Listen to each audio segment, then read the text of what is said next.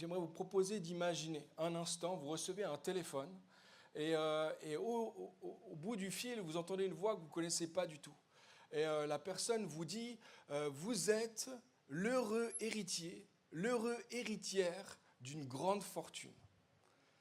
Je ne sais pas comment vous réagiriez. Quelques-uns ont dit, ouais, c'est une arnaque. Clique. Ce que je ferais probablement. D'autres, c'est encore une technique des assurances pour... voilà. Et d'autres, peut-être que vous laisseriez juste la personne un petit peu plus déballer ce qu'il a à dire, ce qu'elle a à dire. En fait, c'est ce que Lorraine Gessel a vécu il y a quelques mois en arrière, en janvier 2025. Elle a reçu un téléphone chez elle, ne connaissait pas le numéro, c'était un numéro inconnu. Décroche, c'est une personne dont elle ne connaît pas le timbre de voix, et puis la personne lui annonce, vous êtes héritière. Vous avez un oncle qui est décédé récemment et vous êtes la seule héritière de sa grande fortune. Et dans un premier temps, elle n'a pas cru. Dans un premier temps, elle n'a pas cru, mais elle a laissé quand même le monsieur s'expliquer, etc.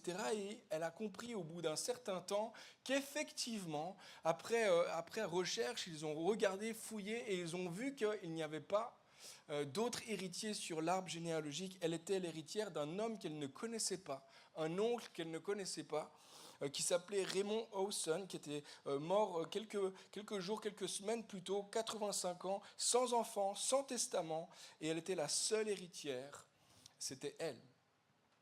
Et donc c'était un cousin germain de sa mère, etc. Bref, finalement, elle a reçu son compte en banque 400 000 euros. Voilà, certains vous dites, à partir de maintenant, quand je verrai un numéro bizarre, je décrocherai quand même. Quand quelqu'un m'annoncera un truc étrange, peut-être que je lui laisserai juste m'expliquer quand même. Je ne laisserai pas mon scepticisme me voler potentiellement 400 000 ou plus. Combien serait heureux de recevoir un téléphone comme ça? Je crois que vous savez tout et tout ce que vous feriez avec cet argent, évidemment. Aujourd'hui, j'ai la joie d'introduire une nouvelle série, Vision de la rentrée, une série qu'on a appelée Héritage. Le recevoir, le vivre, le transmettre.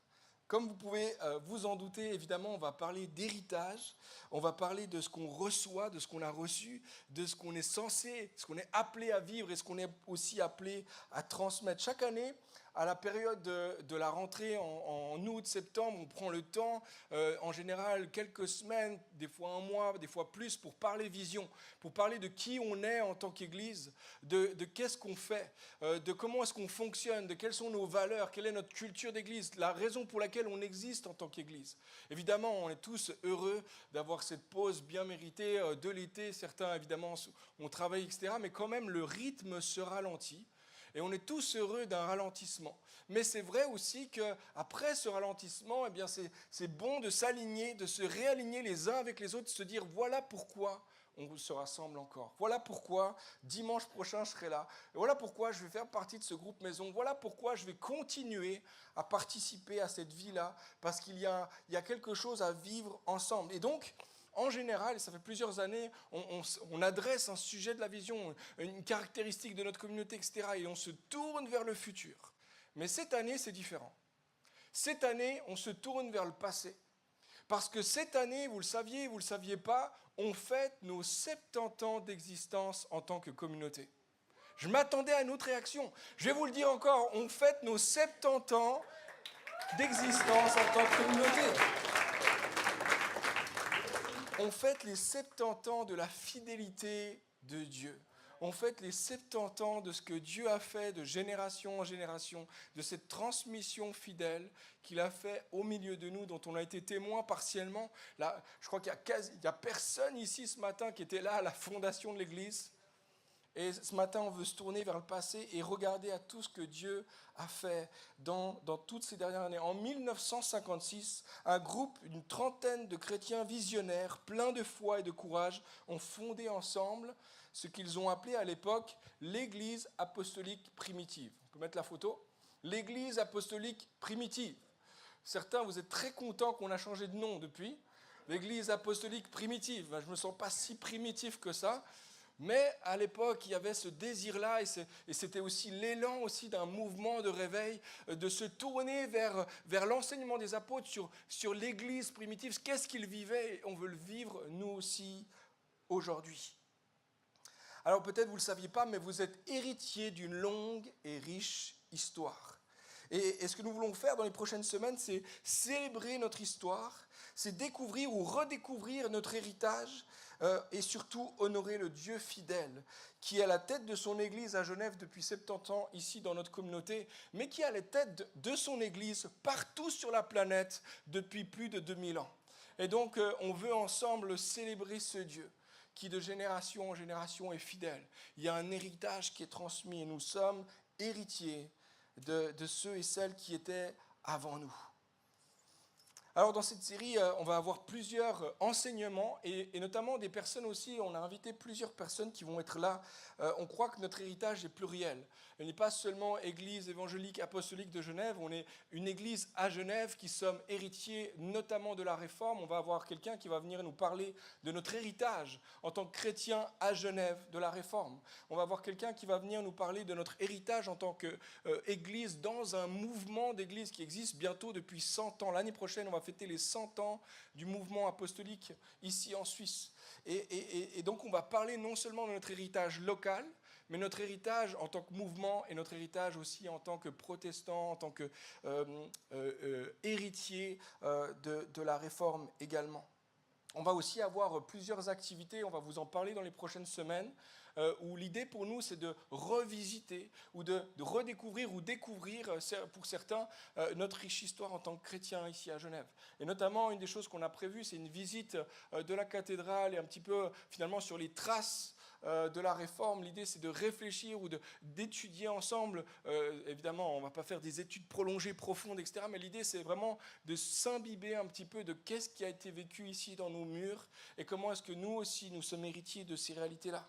On va avoir, vous l'avez entendu tout à l'heure, un culte génération la semaine prochaine et pour moi ça fait tellement de sens d'avoir le culte génération à l'intérieur de cette série-là parce qu'on dit ensemble cet héritage n'est pas seulement pour nous, il est là pour la prochaine génération, celle qui va venir après nous, celle qu'on ne connaît même pas encore. On espère que les enfants de nos enfants de nos enfants hériteront également de cet héritage-là. Amen.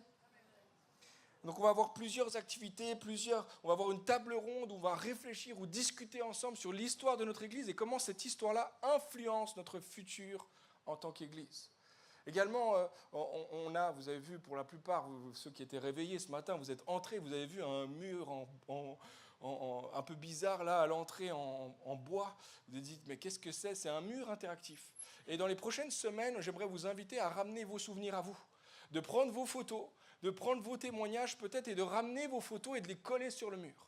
Sur la partie orange, c'est toute la partie où on va mettre ensemble nos photos, nos histoires. Et l'idée, c'est que dans les prochaines semaines, on puisse agrémenter ce mur de nos histoires. Des histoires de longue date, comme des histoires de la semaine passée. Donc tu peux ramener des souvenirs. Si tu es là depuis très peu de temps, tu as des souvenirs avec nous.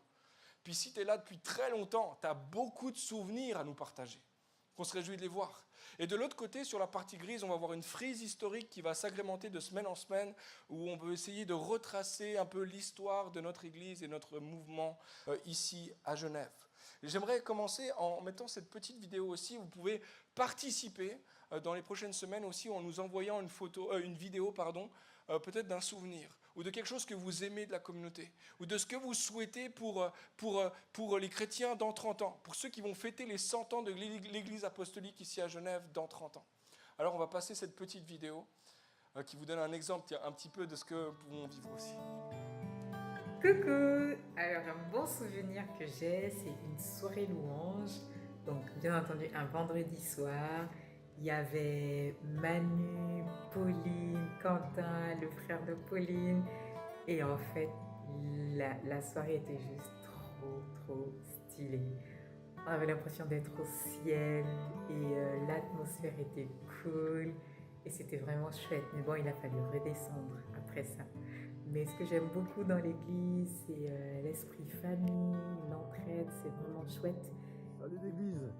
Moi, les choses qui m'ont marqué au sein de l'église, la première, c'était quand je faisais partie des jeunes adultes encore célibataires. Et on avait un groupe franchement au top. À chaque fois, on se voyait le dimanche, on se voyait des temps de sport, de partage, de repas, de prière. Et ça m'a vraiment beaucoup aidé aussi dans ma foi personnelle. Et je trouvais que ces moments étaient vraiment top. Et puis la deuxième chose, c'est les week-ends d'église. Particulièrement, j'aime beaucoup pouvoir se voir, partager tous ces moments de jeu, de partage, de repas. Ça pour moi, c'est aussi l'église. Quand je pense à notre église, je pense d'abord à tous les beaux souvenirs que j'y ai vécus. Je pense particulièrement au camp d'enfants, mais aussi à toutes les activités communautaires et aux moments de partage autour de la Bible. C'est vraiment des expériences qui m'ont permis de créer des liens et surtout de renforcer mon sentiment d'appartenance à cette église. Et hello tout le monde. Alors pour mon petit témoignage, les beaux souvenirs que j'ai vécu au Boucher, il y en a tellement. Mais si je devais en retenir que quelques-uns, ce serait évidemment toutes les phases de baptême, toutes ces phases où on se réjouit, on est dans l'allégresse tous ensemble, ces voyages missionnaires où on a pu partir à l'autre, pas forcément à l'autre bout du monde, mais partir évangéliser avec le peu qu'on a, mais en ayant la foi que Dieu multiplie tout ce que l'on fait. Donc c'est toujours des moments très forts, très intenses. Alors, un de mes plus beaux souvenirs, c'était vraiment la dance party improvisée pendant le week-end d'église de cette année. Alors qu'on était en train de faire le ménage, tout le monde s'est mis à danser, à chanter, c'était trop chouette. Les bons souvenirs que j'ai au sein de la communauté, c'est surtout les temps relationnels, donc les temps de week-end d'église, des sorties en famille où vraiment on a pu tisser des relations, de bonnes relations avec les membres de la communauté. Les camps à Signo sont vraiment des souvenirs que je chéris encore à ce jour parce que ça a été des temps où j'ai pu expérimenter la présence de Dieu dans un contexte tellement différent, mais aussi avec d'autres jeunes. Et puis, ce sont des souvenirs qui sont forts et qui étaient incroyables. Donc, ce que je pourrais dire aussi que j'aime particulièrement au sein de la communauté, ce sont des temps en fait finalement simples. Donc autour d'un apéro après le culte où on a l'occasion de discuter avec d'autres personnes, de connaître d'autres personnes, de connaître d'autres cultures, et je trouve que c'est hyper enrichissant. Donc ce sont mes moments préférés. Yes. Et plein d'autres souvenirs que vous pourrez ajouter au long de ces prochaines semaines. On se réjouit d'entendre vos souvenirs à vous, ce que vous aimez, ce que vous célébrez de la personne de Dieu et de ce qu'il a fait, de ce qu'il continue d'accomplir au milieu de nous.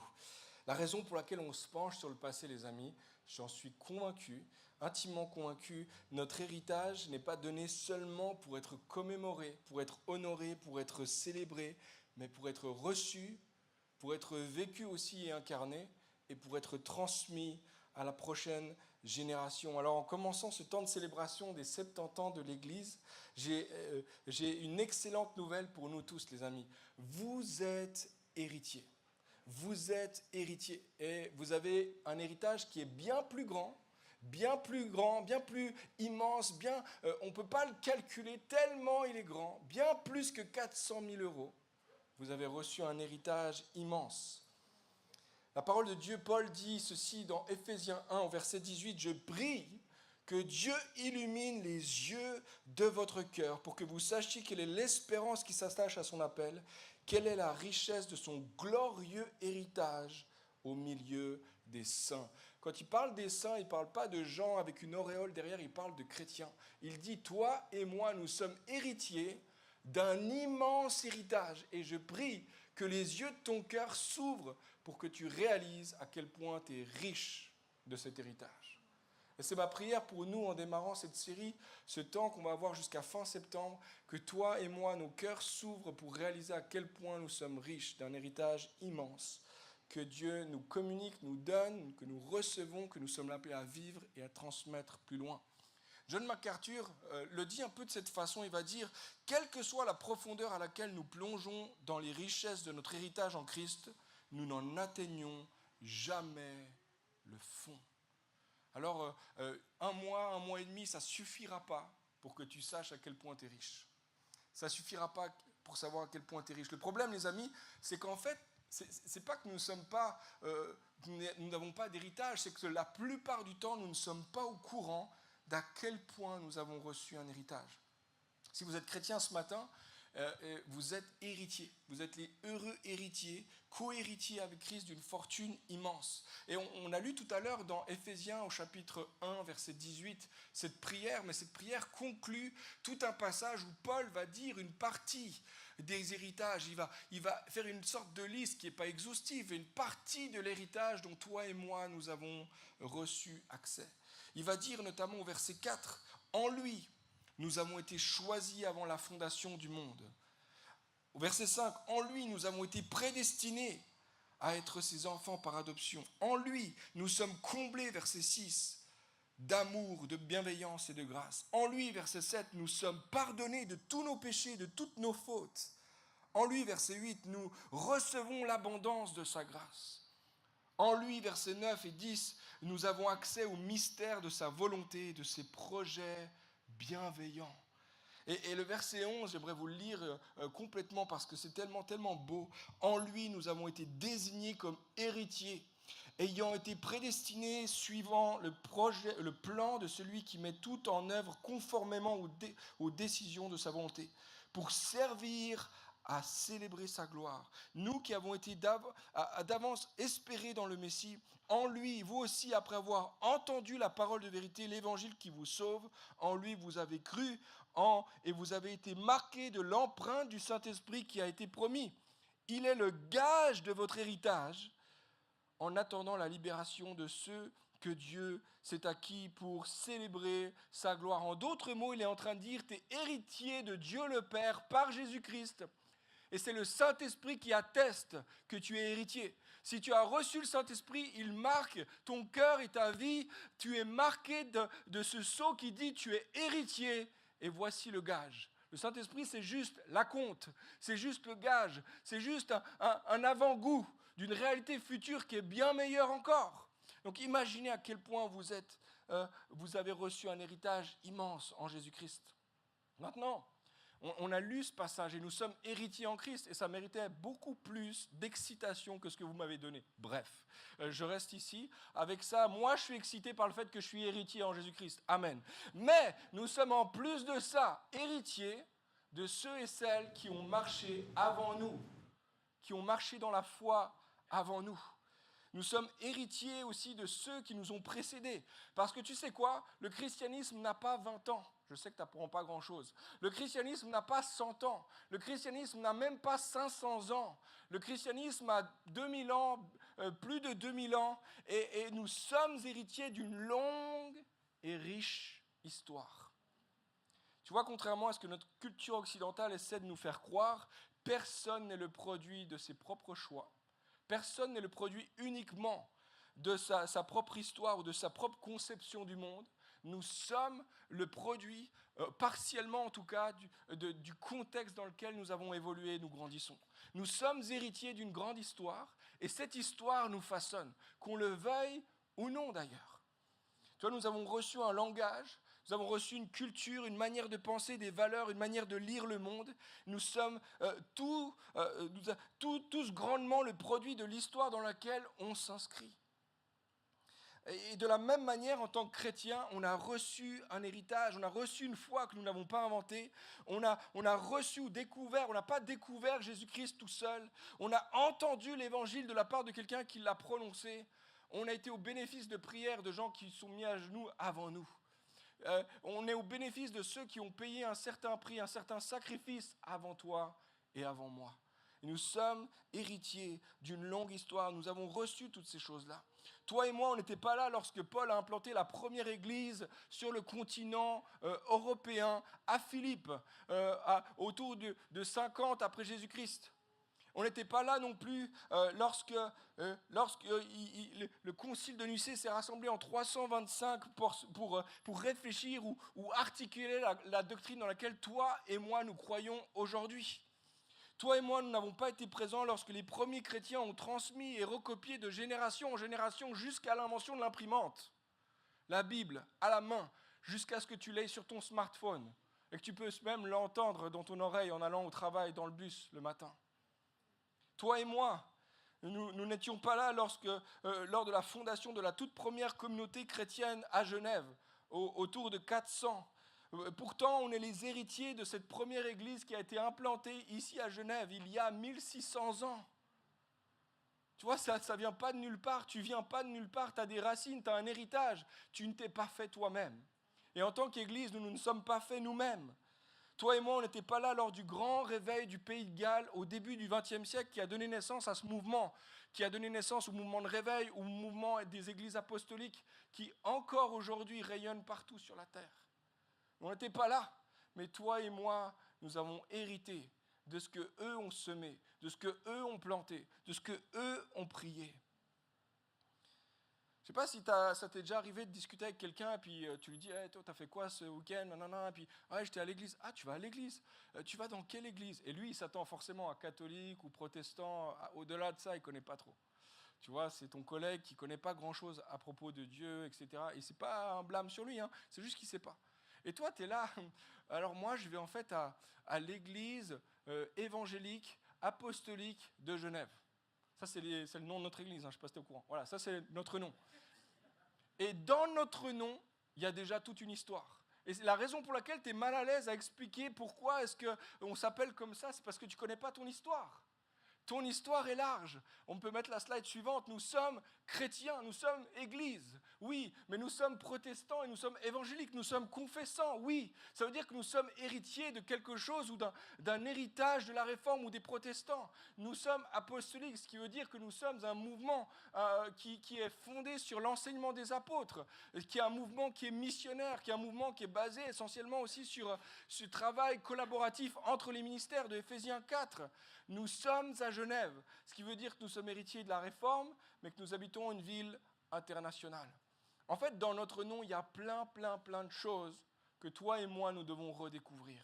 Et c'est vraiment ça l'idée de cette série. On veut vraiment se donner le temps de réfléchir à notre histoire, de comprendre, pour que la prochaine fois qu'on te pose la question, en fait, toi, tu vas dans quelle église ?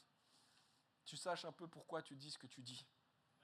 Non seulement nous sommes les héritiers de toutes les bénédictions de Dieu en Jésus-Christ, mais nous sommes, que nous le voulions ou non, les héritiers d'une longue et riche histoire de l'Église, de ceux qui nous ont précédés dans la foi. Notre héritage est riche, il est multiple, et on veut l'explorer ensemble, ces multiples héritages. Le souci, c'est qu'en Occident, au XXIe siècle, on regarde parfois avec dédain l'histoire.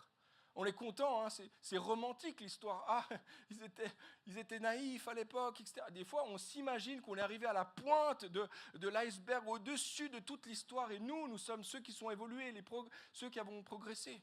Et on regarde les autres et puis on s'imagine qu'eux, c'est les sous-évolués. Et malheureusement, dans notre culture, des fois, on regarde l'histoire avec dédain. On ne préfère pas trop s'associer à ces vieilles histoires, surtout en lien avec l'histoire de l'Église. Hein. Des fois, on est mal à l'aise avec l'histoire de l'Église, n'est-ce pas ?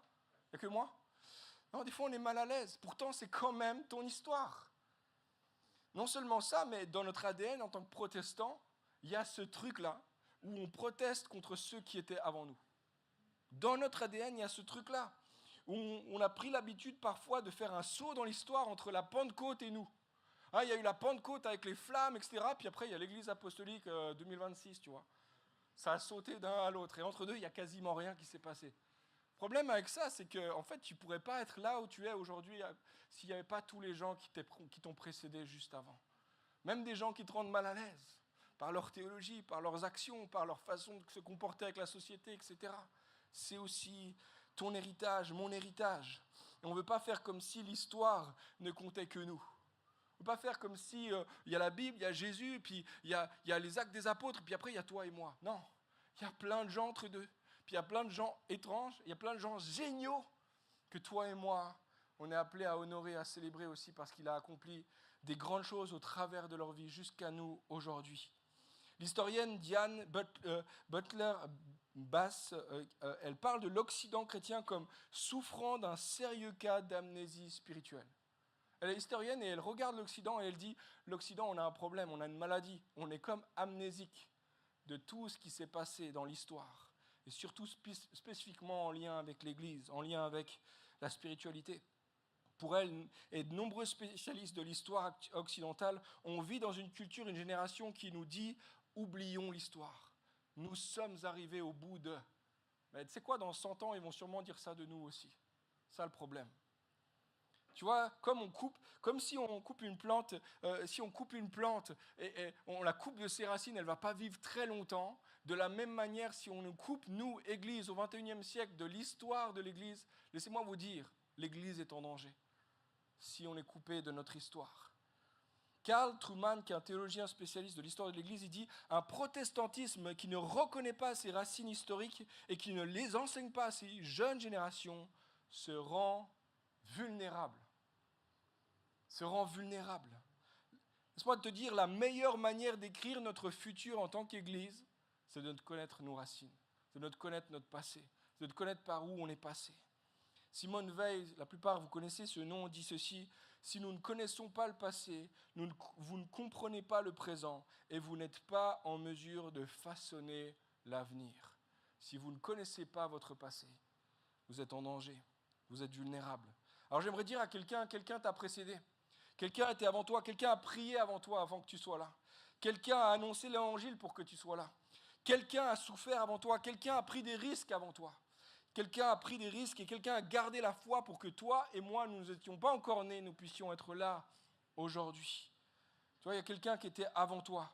Et toi, tu es là, moi je suis là grâce à des gens qui nous ont précédés. Nous sommes héritiers non seulement en Jésus-Christ de toutes les bénédictions célestes, mais nous sommes héritiers d'une belle et longue histoire de l'Église, que nous appartenons à cette histoire. Que tu sois finalement ce matin descendant d'une longue génération de chrétiens, ça fait peut-être 10 générations que les chrétiens sont dans ta famille, etc., ou que ça soit toi le premier chrétien de ta famille. Que tu sois là ce matin et ça fait 10 ans, 20 ans, 30 ans que tu es là, ou ça fait seulement 2 semaines. Que tu sois d'ailleurs chrétien ou simplement citoyen et intéressé, et peut-être sceptique à propos de la foi, mais tu es là avec nous ce matin. J'aimerais dire que toi et moi, nous avons été façonnés.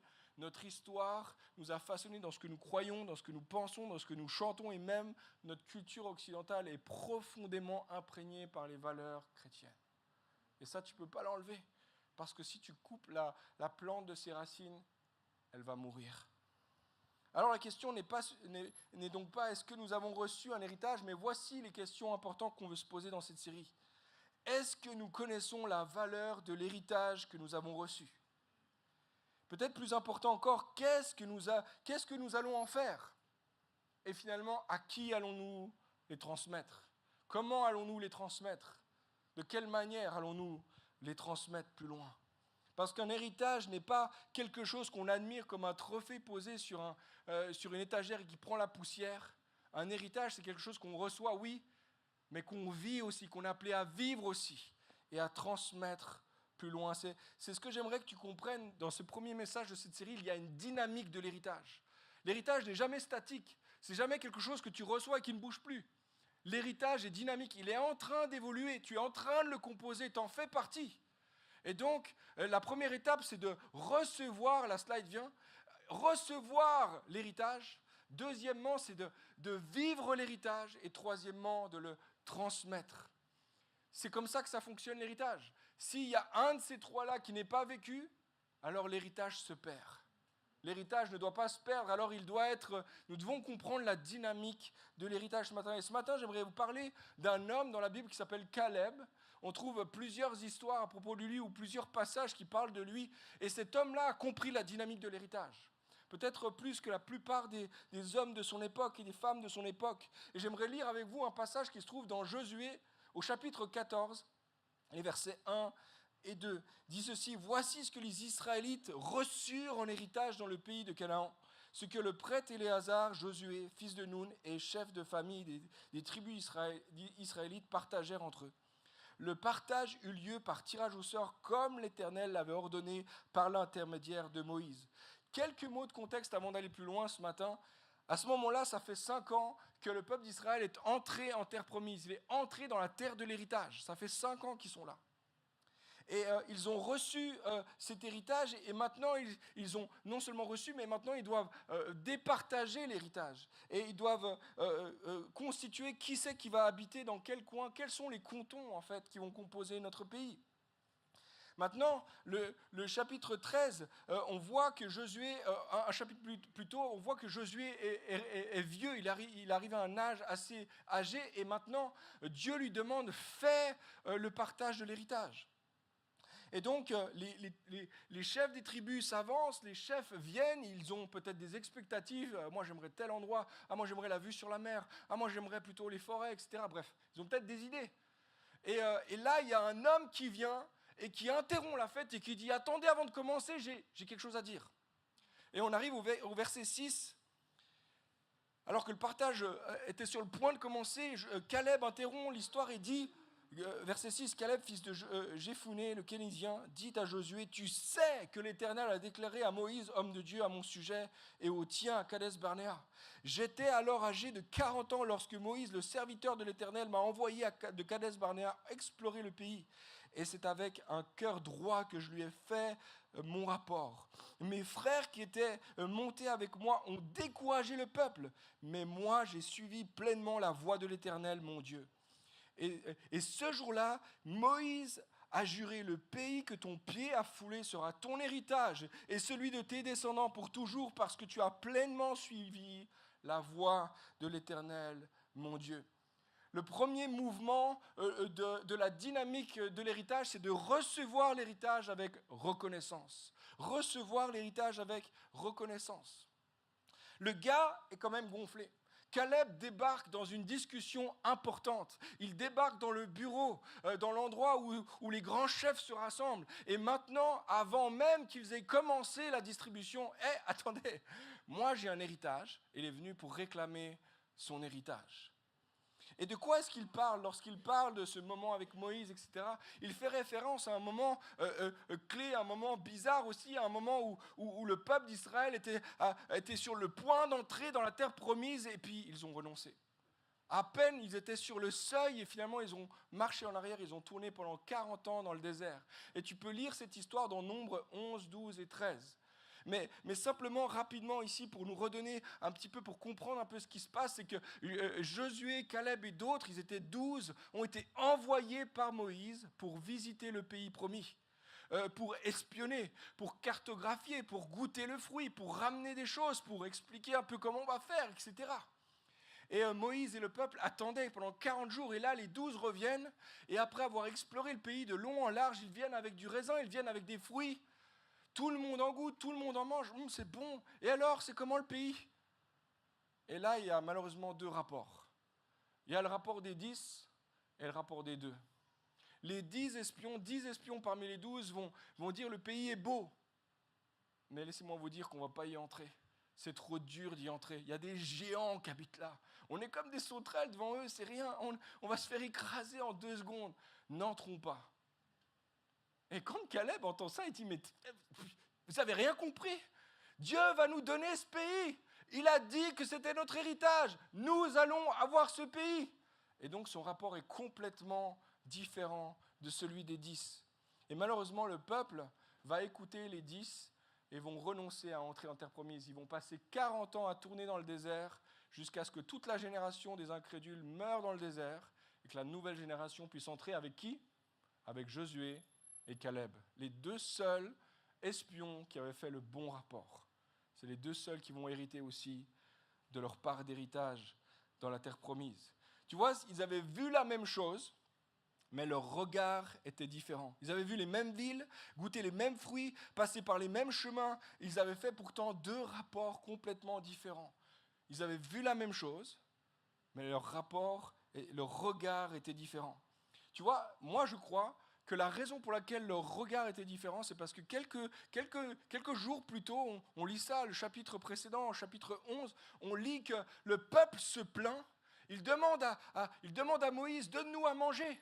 Et puis il commence à se plaindre de la nourriture, de la manne, etc. Et ils se plaignent en disant, en Égypte, on mangeait tellement bien, c'était trop bon. Il y avait des melons, il y avait des poireaux, il y avait des oignons, il y avait des gousses d'ail, il y avait des concombres. Ça nous coûtait presque rien, on mangeait comme on voulait. Il y avait du poisson, il y avait... Tu te rends compte, tout ce qu'on mangeait, c'était génial. Et ici, qu'est-ce qu'on mange? Que de la manne. En fait, le texte est plus précis, il dit, ici, notre gosier est desséché. Plus rien. Nos yeux ne voient plus que la manne. Nos yeux ne voient plus que la manne. Nous ne voyons plus que la manne. En fait, il y a quelque chose d'intéressant ici qui se passe. Alors qu'un jour, la manne était une bénédiction de Dieu, maintenant la manne était devenue banale. Alors qu'à l'époque, la manne était un miracle, maintenant c'était quelque chose de la vie quotidienne. Et même, ils ont commencé à dénigrer la manne en disant « mais on n'a que la manne ici ». Alors que c'était la provision de Dieu pendant 5 ans, pendant une année dans le désert, jusqu'à ce qu'ils arrivent devant le seuil de la terre promise. Nos yeux ne voient plus les bontés de Dieu. Nos yeux ne voient plus le miracle. Nos yeux ne voient plus la bénédiction. Nos yeux ne voient plus les promesses de Dieu. Nos yeux ne voient plus tout ce qu'il nous a déjà donné. Tu vois, moi je crois que c'est exactement là que se trouve le danger de la plainte. Elle transforme progressivement la bénédiction en banalité. Lorsque tu te plains de ce que même Dieu te donne, ça prouve que ton cœur est mauvais. Ça prouve que ton cœur est tortueux. Ça prouve que Dieu est bon, est tellement riche en bonté, mais que toi, tu es tellement impatient. Et puis tu es tellement un enfant, puis quand je dis toi, je dis moi, tellement un enfant gâté. Parce qu'il nous a tellement donné. Puis des fois, on commence à regarder les bénédictions de Dieu en disant, mais c'est banal ça, c'est rien du tout. C'était un miracle il y a quelques semaines en arrière, puis maintenant, à l'époque tu chantais, puis maintenant tu te plains. Ok, laissez-moi le rendre un petit peu plus concret pour nous en 2026. Aujourd'hui, tu as un travail. Puis un jour, tu pleurais en disant devant Dieu, donne-moi un travail. Puis maintenant, tu le lèves, peut-être demain matin en allant au travail. Peut-être, disons, la semaine passée, parce que demain matin, tu auras entendu un message sur la plainte, donc tu ne vas pas faire ça. Mais tu vas à ton travail en traînant les pieds, en disant « Oh, j'en ai marre de mon patron, et tu te plains. Alors qu'à l'époque, c'était ton sujet de prière. Peut-être que tu as un endroit pour dormir, tu vis à un endroit, tu as un toit sur toi, et puis tu peux dormir, tu es en sécurité là où tu dors. Et quand tu rentres chez toi, tu ne vois plus la grâce. Tu vois surtout les travaux à faire, les voisins qui font du bruit, tu vois les loyers qui augmentent, tu vois les factures, et tu commences à te plaindre. Alors qu'à un moment donné, tu priais, Seigneur, donne-moi un lieu où je peux vivre avec ma famille. Tu es marié, et puis à un moment donné, c'était un grand rêve pour toi. Tu rêvais de te marier un jour. Tu rêvais d'avoir une épouse, un époux. Et tu disais, Seigneur, je suis prêt, ça fait longtemps que je suis prêt, donne-moi. Là. Et maintenant, tu es marié, et puis c'est plus la même. Et tu pleures, alors que c'était un rêve pour toi, maintenant c'est un sujet de râlerie. Peut-être que tu as des amis, une communauté, des frères et sœurs dans la foi, et c'est un immense cadeau d'être entouré, on ne réalise pas souvent. Et parfois, tu regardes à ceux qui t'ont déçu, à ceux qui t'ont abandonné, à ceux qui t'ont trahi, à ceux qui ont mal parlé de toi, à ceux qui n'auraient pas dû et puis qui n'étaient pas... Puis ça devient un sujet de plainte pour toi. Peut-être tu as reçu la foi, tu as reçu le pardon en Jésus-Christ, tu as reçu le Saint-Esprit, tu as reçu une famille spirituelle, mais aujourd'hui, c'est devenu banal. Venir le dimanche matin, c'est banal. Puis il fait chaud en plus à l'église. Banal. Vous savez quoi? Il fait chaud parce que vous avez chanté fort tout à l'heure, c'est votre faute. Mais les amis, la réalité, c'est qu'un jour, on voyait cette manne et on disait « Waouh, c'est un miracle !» Et aujourd'hui, parfois, on voit la bénédiction comme banale. Miles Monroe le dit de cette façon, la vue est parfois l'ennemi de la vision. Ce que tu vois, des fois, t'empêche de voir de manière spirituelle.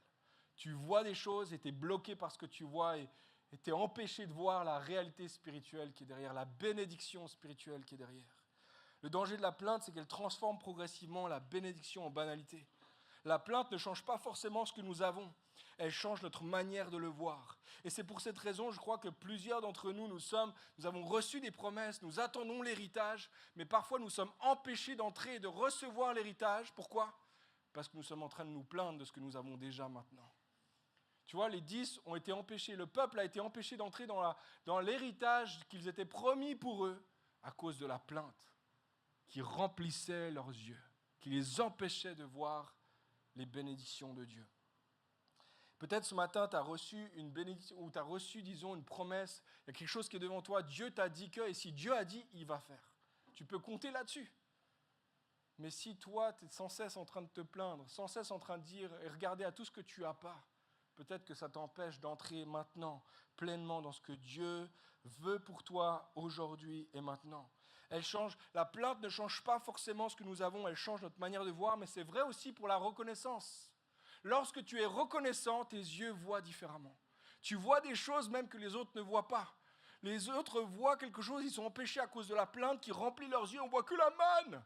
Et tu vois, tu as Caleb et Josué qui voient un pays merveilleux, qui voient une bénédiction, qui voient un héritage et qui dit « let's go, on y va ».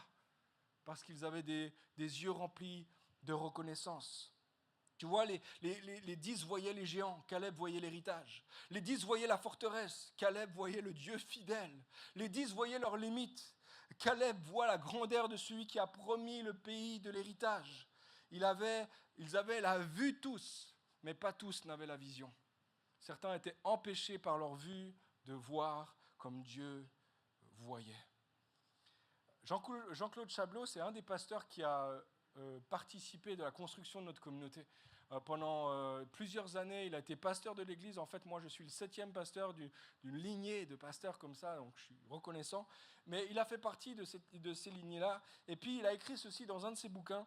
La reconnaissance, c'est la mémoire du cœur. Spirituellement, c'est un baromètre de notre attachement au Seigneur. La reconnaissance nous amènera bien plus loin que ce que nous avons déjà reçu. La reconnaissance te fait voir au-delà, te fait voir ce que les autres ne voient pas. J'aimerais dire ce matin, tu es héritier peut-être, et que l'héritage que tu es appelé à recevoir, tu ne le reçois pas encore parce que la plainte a embrumé ta vision. Laisse pas la plainte voler ton héritage. Laisse pas la plainte voler ton héritage, mais renouvelle cette décision de reconnaissance, encore, de gratitude, encore et encore et encore. Ça, c'est le premier mouvement de l'héritage, le mouvement de recevoir avec reconnaissance. Le deuxième, c'est conquérir l'héritage avec courage. Maintenant, lorsque le peuple a écouté le premier rapport des 10 espions, Caleb, Josué, Moïse et tout le peuple ne sont pas entrés dans l'héritage.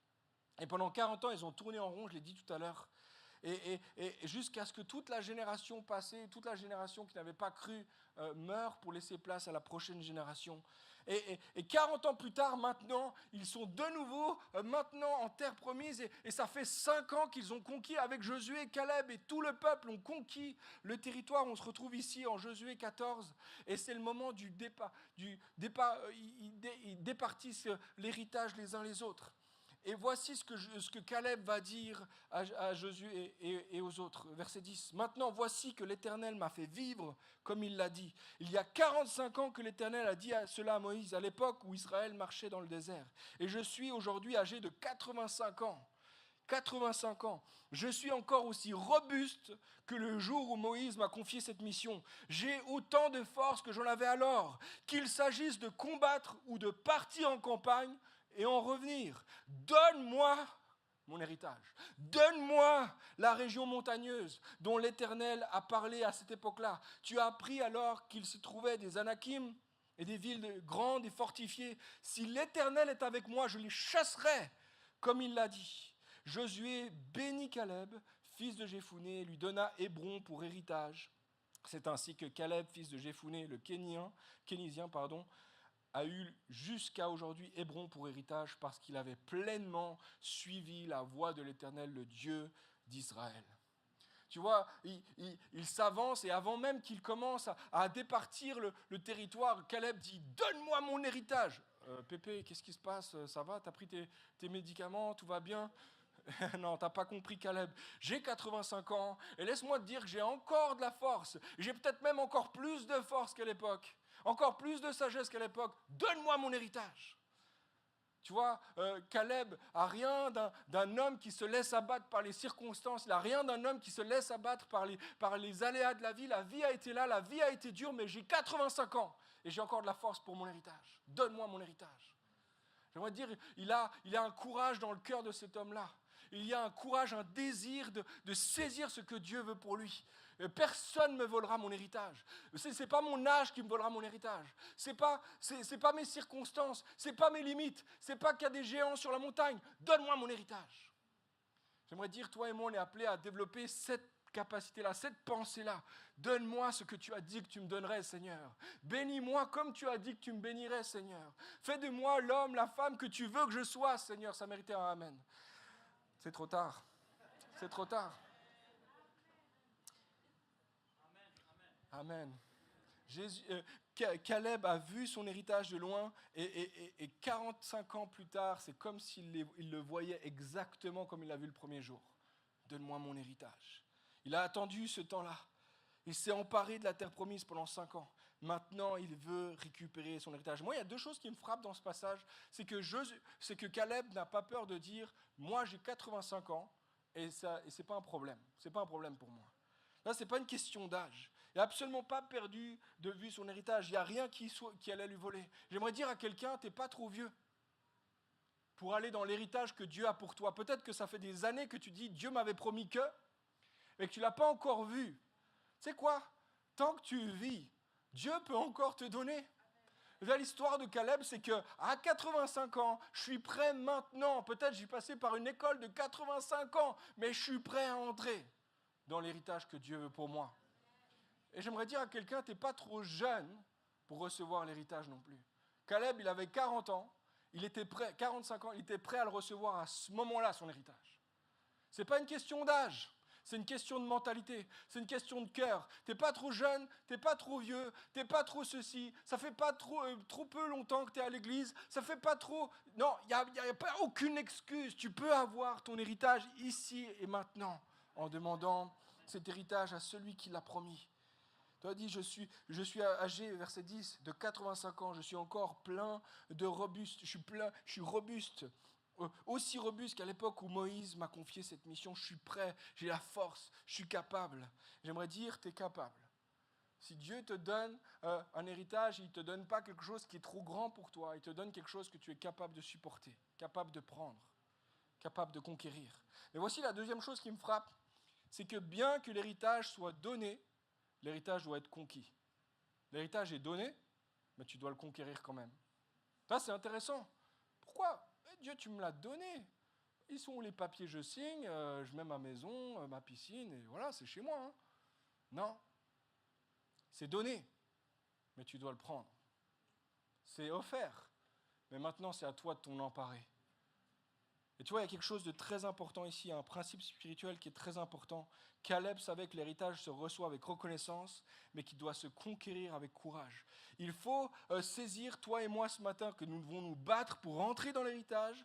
Nous devons aussi nous battre pour conquérir l'héritage, pour vivre dans l'héritage, pour incarner l'héritage et pour y rester. Tu vois, ce n'est pas que tu l'as reçu un jour, que maintenant ça t'est donné et tu vas rester là. Potentiellement, demain, tu te le fais voler. Et Caleb dit non, moi je me battrai encore. Je vais conquérir et je vais me battre.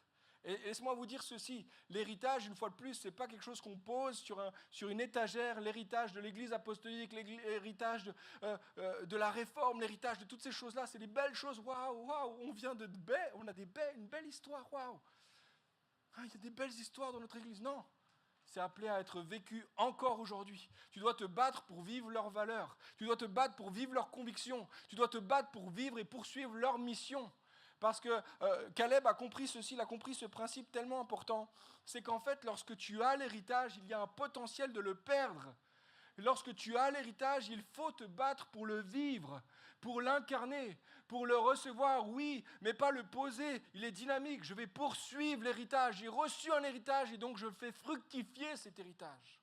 Tu vois, il y a des gens qui ont marché avant nous dans l'église apostolique de Genève. Et c'était des hommes et des femmes de foi et de conviction. Toi et moi, on est appelés à la foi et la conviction aujourd'hui.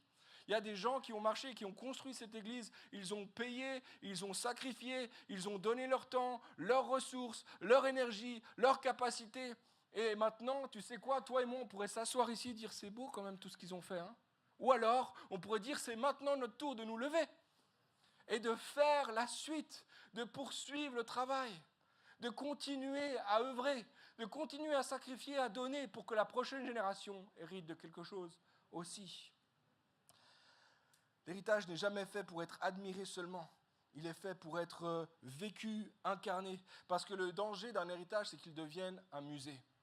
Il devient un musée. Nos histoires anciennes, notre histoire, notre richesse. Regardez comme c'était beau avant, regardez ce qu'on avait fait, et puis c'est eux et tout. Non, c'est génial ce qu'ils ont fait. On célèbre et on honore ce qui a été fait. Mais maintenant on dit cet héritage est le nôtre aussi. Et on s'en saisit par la foi. Caleb ne voulait pas d'un musée. Il voulait vivre l'héritage, conquérir sa montagne. Il a dit, il aurait pu facilement dire j'ai assez donné. Il aurait pu dire j'ai assez fait, j'ai fait ma part, j'ai été fidèle pendant 45 ans, maintenant laissez-moi tranquille, c'est pour les autres. Mais Caleb a dit ceci, non, je vais me battre pour vivre encore aujourd'hui. 85 ans, je vivrai l'héritage encore. Ce n'est pas quelque chose du passé, c'est pour moi et maintenant, tout de suite. Je vais le vivre et je vais me battre pour ça. Alors notre responsabilité, les amis, ce n'est pas de vivre ce qu'ils ont vécu et à leur époque. C'est de vivre ce qu'ils ont vécu à notre époque. Ça, c'est notre responsabilité. Dans les prochaines semaines, on veut se poser la question ensemble, alors qu'on va explorer l'héritage qu'on a reçu en commun, mais quelle promesse avait-il que nous devons reconquérir aujourd'hui ? Notre question, qu'est-ce qui manquait, qu'est-ce qui marquait leur foi et que je ne vis pas encore, ou plus ? Quel combat je dois reprendre ? Qu'est-ce que je dois retrouver ? Et question encore importante, qu'est-ce que Dieu nous appelle à conquérir dans notre génération ? C'est que l'histoire n'est pas terminée. Recevoir l'héritage, premier mouvement. Deuxième mouvement, conquérir l'héritage. Et troisième, je termine ici, transmettre l'héritage avec intentionnalité. Le temps passe et puis je n'aurai pas le temps d'aller loin dans ce point, mais je voudrais quand même lire ce passage dans Josué 15. On est un chapitre plus loin. Maintenant, il est dans son héritage. Et Caleb va dire, on voit au verset 13 ceci, on donna à Caleb, fils de Jephunnée, une part au milieu des Judéens, comme l'Éternel l'avait ordonné à Josué. On lui donna Kirjat Arba, c'est-à-dire Hébron. Arba était ancêtre d'Anak. Caleb chassa de cette ville les trois ancêtres d'Anak, Sheshai, Aïnam. Bon, c'est des noms que vous n'allez pas choisir pour vos enfants. Voilà. Verset 15. De là, il monta contre les habitants de Dédir, qui s'appelait autrefois Kirjat-Séfer. Caleb dit, je donnerai ma fille Aksa en mariage à celui qui battra Kirjat-Séfer et s'en emparera. Othniel, fils de Kéna, frère de Caleb, s'en empara et Caleb lui donna sa fille Aksa pour femme. Dès son arrivée chez Othniel, elle le persuada de demander un champ à son père. Elle descendit de son âne et Caleb lui dit « Qu'as-tu » Elle répondit « Fais-moi un cadeau. » Fais-moi un cadeau. « Puisque tu m'as donné une terre située au sud, donne-moi aussi des sources d'eau. » Caleb lui donna les sources supérieures et les sources inférieures. Je n'ai pas beaucoup de temps ici, et évidemment on va parler encore de cette dynamique de la transmission dans les prochaines semaines, mais voici ce que j'aimerais que nous puissions garder dans l'histoire de Caleb, c'est que Caleb est maintenant dans son héritage, il a reçu, il a conquis son héritage, mais tout de suite, il pense à qui est-ce que je vais le donner. Qui est la personne qui va hériter ? Ma fille va hériter, mais moi je veux que ma fille soit mariée avec un gars qui a le même style de vie que moi. Un homme qui va combattre pour son héritage, un homme qui va se battre pour prendre le territoire, pour poursuivre le travail. Et donc il dit, celui qui va se battre comme moi je l'ai fait, qui va prendre cette ville-là, alors il pourra marier ma fille. Et Othniel, c'est cet homme-là. Et il va avoir l'héritage. Non seulement il va se marier avec la fille, mais il va avoir l'héritage de la montagne. Et la fille, ensemble, vont demander à Caleb, donne-moi plus. Donne-moi plus, donne-moi non seulement un terrain, mais donne-moi l'eau qui va avec. Et regardez le cœur de Caleb. Il dit non seulement la source supérieure, mais tu auras aussi la source inférieure. Toutes les sources, elles sont pour toi. Tout là où il y a la bénédiction qui va couler, qui va nourrir le territoire, c'est toi qui vas l'avoir. Tout de suite, il arrive sur le terrain et tout de suite, il pense qui est la personne qui va hériter de ce territoire que j'ai conquis. Les amis, il y a quelque chose de très important ici, un principe très important. Nous ne sommes jamais bénis seulement pour nous-mêmes. Nous sommes toujours bénis pour bénir. Quelque chose qu'on se dit régulièrement ici dans notre communauté. On est appelés non seulement à recevoir la bénédiction, mais la bénédiction que nous recevons, nous sommes des canaux pour l'amener plus loin, sur la prochaine génération. Ce matin, je n'ai pas beaucoup de temps pour aller plus loin là-dessus, mais j'aimerais te dire, l'héritier, non seulement du lieu, il devient l'héritier non seulement du lieu, mais il devient l'héritier, je parle d'Othniel, il devient l'héritier d'une mentalité, d'une façon de faire, d'une manière de conquérir l'héritage.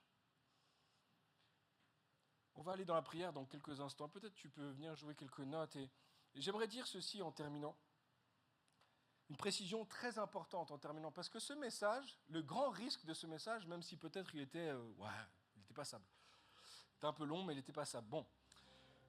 Et le risque de ce message, c'est qu'en fait, on reparte de là en disant « Ouais, je suis Caleb, et puis moi, je dois me choper mon territoire à moi, et je dois devenir l'héritier d'eux. » Et puis que ça devienne en fait un message un petit peu, il faut le dire, légaliste ou un petit peu performatif.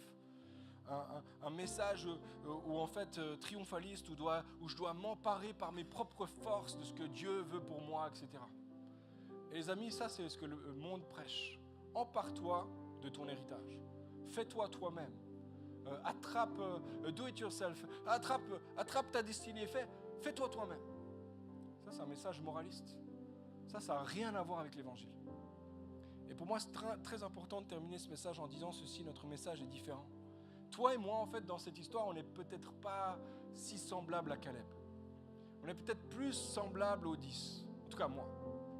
Je ne veux pas t'insulter ce matin, mais en tout cas, moi, je fais plutôt partie des 10.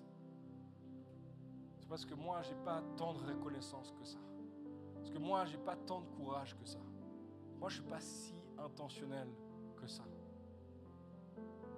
En fait, Caleb, il ne représente pas toi et moi au XXIe siècle. Caleb, il est une préfiguration, une image du véritable Caleb, Jésus-Christ, qui est le véritable héros, qui est le véritable héritier, qui est celui qui a réellement été plein de reconnaissance recevoir l'héritage, qui a été réellement plein de courage conquérir l'héritage et qui nous le transmet à nous aujourd'hui. Tu vois, la parole de Dieu dit qu'il est l'héritier, Hébreux 1. Il est le véritable héritier. Jésus-Christ est l'héritier. J'ai commencé mon message en disant « Vous êtes héritier », mais laissez-moi vous dire « Jésus-Christ est l'héritier ». Et toi et moi, la parole de Dieu dit « Nous sommes co-héritiers en Jésus-Christ ». En fait, Jésus, c'est le véritable héritier, c'est le véritable Caleb. C'est lui qui a conquis le territoire, qui a pris ce que l'ennemi voulait nous voler. C'est lui qui est allé en terre difficile. C'est lui qui a pris la montagne alors que tout le monde disait « Ah, qu'est-ce qu'il va faire sur cette montagne ?» Laissez-moi vous dire, la croix se dresse sur la montagne depuis 2000 ans.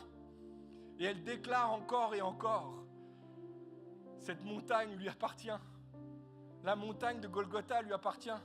Et toutes les montagnes qui sont en dessous de Golgotha lui appartiennent aussi. À cause de ce qu'il a accompli. Tu vois, Jésus, c'est celui qui, dans les siècles, dans toute l'éternité, discutait avec son Père et dit « Donne-moi la montagne. Donne-moi cette montagne. Je vais la conquérir pour toi. Je vais la conquérir pour tous ceux qui n'ont pas réussi. Pour tous ceux qui ont tourné des années et des années dans le désert.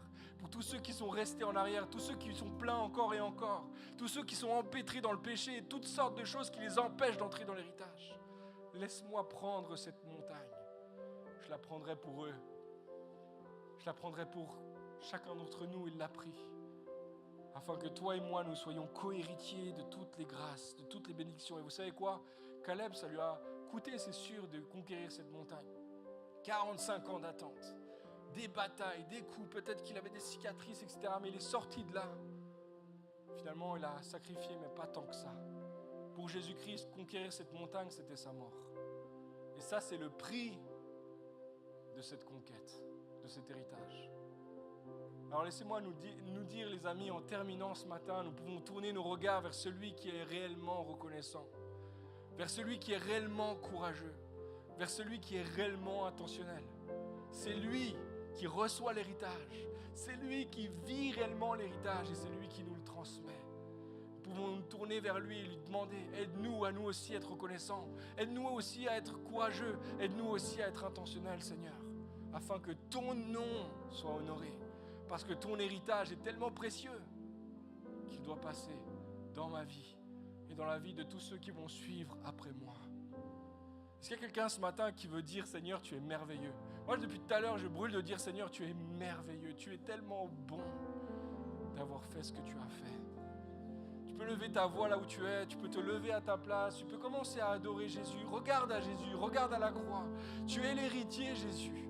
Tu es le véritable héritier. Tu es celui qui a conquis. Tu es celui qui a reçu. Tu es celui qui a été si courageux. Tu as combattu ce que je ne pouvais pas combattre. Tu as fait face aux géants qui me faisaient peur. Tu es, Seigneur, entré dans le territoire que je ne pouvais pas recevoir par mes propres forces. Tu es si merveilleux, Jésus. Et notre histoire n'est pas une autre histoire que celle de la grâce en Jésus-Christ. C'est celle d'un Dieu qui s'est donné pour nous, qui s'est offert pour nous, qui a tout sacrifié pour nous, qui a conquis cette montagne pour nous. Et ce matin, si nous sommes héritiers, c'est par grâce pure. Il n'y a rien qui faisait que nous pouvions être héritiers. Nous ne sommes pas meilleurs que les autres. Il n'y a rien qui fait, Seigneur, qu'on méritait cette grâce. C'est un cadeau qui vient de toi, parce que tu es bon, parce que ton cœur est généreux, parce que tu es plein d'amour envers nous. Et aujourd'hui, tu nous donnes accès à ta victoire, à ton héritage. Nous le recevons, Seigneur, avec reconnaissance. Recevons, Seigneur, avec reconnaissance. Nous recevons, Seigneur, avec reconnaissance.